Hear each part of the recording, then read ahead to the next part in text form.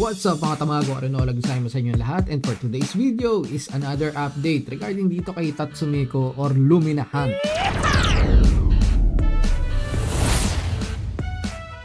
At ito nga, syempre, under Ronin Games, kaya natin pinaparm to. So, naandito ako ngayon sa daily quest. Hindi ako nakapag-grind ng ilang araw, mga tamago. Na-busy tayo, nag-birthday tayo eh. So, hindi pa ako tapos dito sa ibang daily quest natin. Ang maganda rito, pag nililipat-lipat na natin itong mga tab na to, mga tamago, hindi na siya naglalag. Kasi nung una, medyo buggy pa talaga eh. Season Pass, may makukuha ba tayo ngayon? Oh, yun, meron. Obtain, mga tamago. May mga nakuha na tayong items dito. And I think, matutuwa na akong explorein talaga to. Nakakuha na rin tayo rito ha. As you can see, may mga lumens na tayo. Mahihina pa itong mga to kasi dun lang natin sa farm. Lumaki kasi ko sa farm eh. Kaya din tayo nanghuhuli itong mga lumens na to. But anyway, punta tayo dito sa inventory and as you can see, meron tayong mga malalakas yata na panghuli dito. Nakalock pa siya kasi kailangan pa palang i-unlock to. Ayun, kailangan mo ng skill point mga tamago kapag ka mag-a-unlock ka pala ng items dito na nasa inventory natin. Ayan, skill point are needed to unlock and upgrade your CDs and baits. Skill point can only be earned as you level up. So kailangan natin manghuli ng maraming monster para tayo ay mag-level up dito. Ito, kumikinang-kinang din tong babloons natin mga tamago o referral stash. Mukhang may mga na-invite tayo. Ayos yan mga tamago. Gamitin nyo po ang aking referral link dyan. Lalagay sa description box. Pero ito yung referral stash natin. Meron din libreng babloons at saka tong star na to at saka energy. So tap natin yan. Level up. Ayun, level 4 kagad mga tamago. Madali lang naman magpa-level dito eh. Claim lang tayo rito dahil sa referrals nga may nakukuha rin tayong reward. So ito na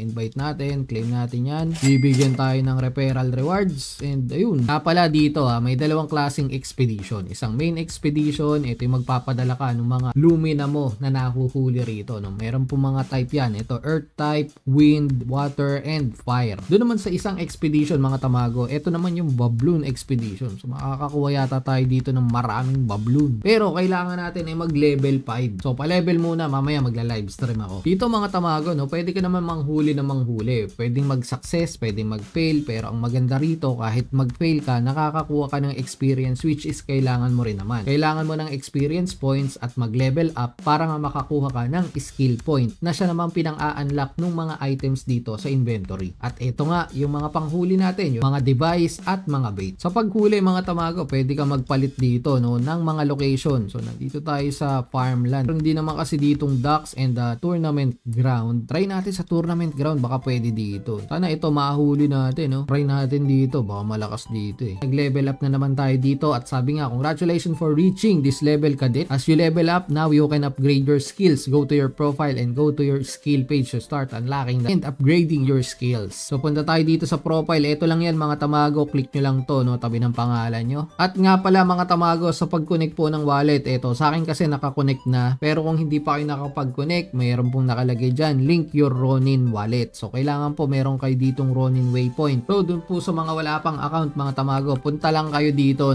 sa roninchain.com/waypoint. Then may makikita kayo dito, click nyo lang yan, create account. Then marerekta kayo rito mga tamago sa login nila. Pero since wala pa kayong account, click nyo lang tong sign up. After clicking ng sign up mga tamago, pwede nyo pong ipang-register dito yung inyong Facebook, Google, or Apple account mga tamago. Or pwede rin naman mano-mano, ilagay nyo yung email address nyo dyan, create lang ng password, then continue. So yun na po yun, ganun lang kadali mga tamago. And may confirmation yan malamang para ma-activate nyo yung inyong account. Kunin nyo lang yung authenticator or code dun sa inyong email address na ginamit nga sa pag-sign up dito. After nyo gumawa ng waypoint account mga tamago, kailangan nyo naman syempre ng Ronin wallet. At yan naman ay makikita rito. So highlight nyo lang yung ecosystem. Ayun, Ronin wallet. Click nyo lang yan mga tamago, lalabas po ito. Pwede nyong i-install sa Chrome, pwede nyong i-download mismo yung application dun sa inyong mga cellphone. At ang aking ginamit po na pang-register is yung email na ginamit ko sa paggawa ko ng Ronin waypoint. So kailangan iisang email address. Once na may wallet ka na mga tamago, bumalik ka lang dito sa game at ayan, pwede mo nang i-link dito yung inyong account. As you can see sa akin andito na. And as you can see, sabi nga rito,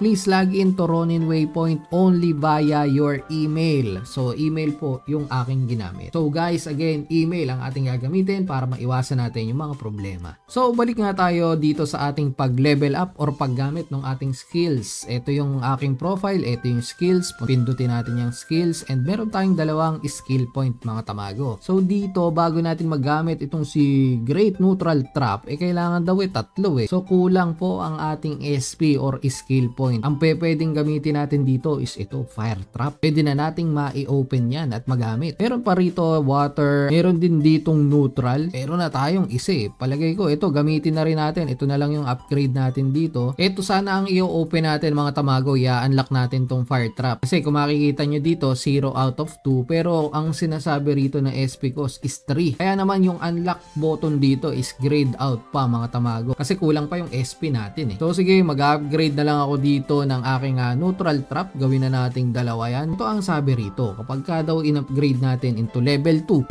tataas yung ating catch rate bonus. Kumbaga, hindi masasayang yung ating mga energy at makakakuha tayo rito ng mga lumens. So sige, upgrade na natin yan. Let's go. Okay na natin. And ayun, ganun lang kadali. Na-max na natin yung ating skill dito at sigurado, madadagdagan na yung percentage chance. Kung sakasakali manghuhuli tayo. Tara, try natin unang banat. Ito, nanginginig-ginig mga tamago. Ano kayo mahuhuli? Upgraded to Boom! Ayun, lumen runaway. Walang kwenta. Explorein lang natin ng konti mga tamago. Itong mga gamit dito sa ating inventory. So sa tools mga tamago, wala pa tayong tools. Ito naman yung mga pang-upgrade natin. Kasi nga, ang mga lumens mga tamago, yung mga monster, iba't iba po ang klase niyan mga tamago. May earth type, fire, water, and iba pang elements. So kung meron tayo nito is pwede nating ma-upgrade yung ating mga lumens. Dito naman sa resources mga tamago, meron tayo ditong Babloon Expedition Pass. Pwede tayo maka-earn ng Babloons dun sa mga holder po nito. Kapag tayo ay pumupunta dun sa expedition, pinaglalakbay natin yung ating mga nahuling monster. Itong energy potion, syempre, stamina enhancing potion. Ginagamit po ito ang replenish ng ating mga enerhiya na ginagamit kapag tayo ay nanghuhuli. Events, wala pa ako ditong event items. Dito naman sa Arcanas mga tamago, wala pa rin. Pero yan po ay makikita po dito sa expedition. Dito nyo po yan makukuha sa Apex Expedition 1. So sa susunod po na episode mga tamago is i-discuss natin itong about dito sa expedition. Kasi meron daw tamang pamamaraan para ma-maximize natin yung farming dito na makakatulong naman sa pagkuha natin ng mga resources. At alam naman natin yung mga resources na yan is makakatulong naman sa pagkuha ng Babloons mga tamago. Ito kasing Babloons ay isa sa mga pagbabatayan dito nga sa inaabangan nating airdrop. So tatry ko mag-live mamaya. Sa tingin ko mga tamago, na pag-usapan na natin yung mga basic na kailangan nating matutunan at malaman dito sa paglalaro ng Luminahan. Explore na lang natin to. Sama-sama tayo sa live stream mga tamago, and don't forget to like and subscribe, hit the notification bell para maging updated lagi dito sa mga balita sa crypto space. At ito ulit si Mike Tamago, giniginaw na po. Tamago.